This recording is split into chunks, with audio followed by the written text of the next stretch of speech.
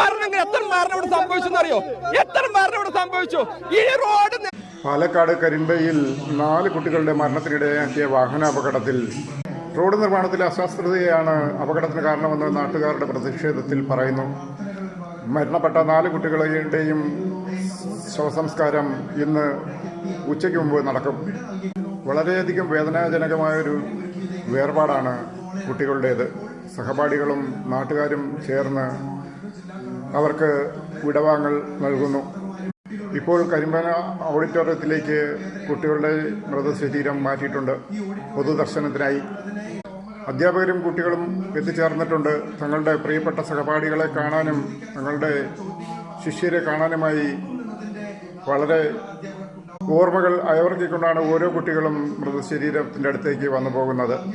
ഒരിക്കലും ഇനി ഈ കുട്ടികൾ അവരുടെ ക്ലാസ് മുറികളിലേക്ക് തിരികെ എത്തില്ല എന്നുള്ള ഓർമ്മകളോടെ